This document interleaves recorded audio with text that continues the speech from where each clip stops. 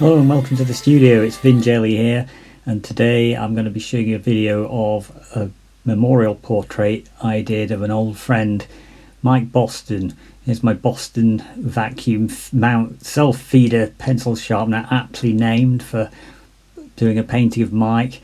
Mike was a great colourful character, such a hero of the folk scene.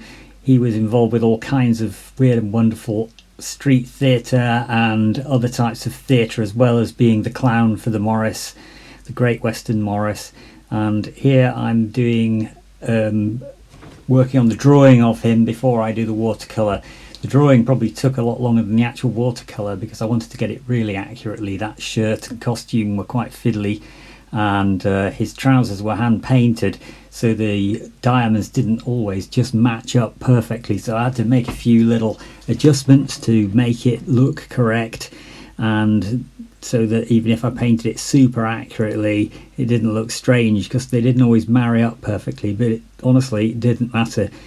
Mike was a figure of great joy and such a good laugh.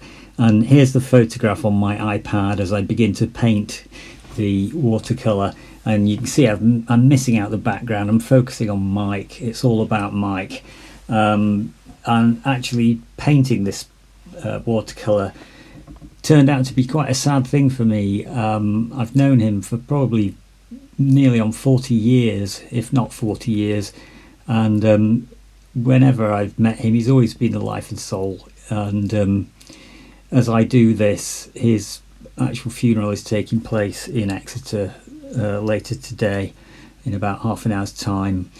So as I make this video, sadly it's basically a sad day for any of his friends, but there will be celebrations to remember the great funny side of Mike, and I'm sure that's what he would have wanted.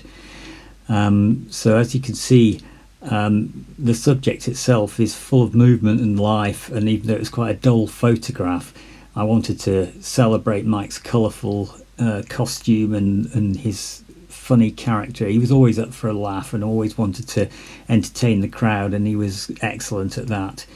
And so I'm laying in the first wash with interconnecting colours where the wet in wet of the watercolour blend the colours, so even red and cobalt blue are blending together nicely here, and it looks a bit of a mess, but watercolour's a living medium and Mike was a living entertainer, and this I feel will celebrate what he meant to myself. And as I did it, I found it was more and more touching, closely observing his costume, which I'd seen in action so many times, and just his shoes particularly I found quite moving because they were quite unusual and very characteristic of him, and his crazy sunglasses and his crushed hat.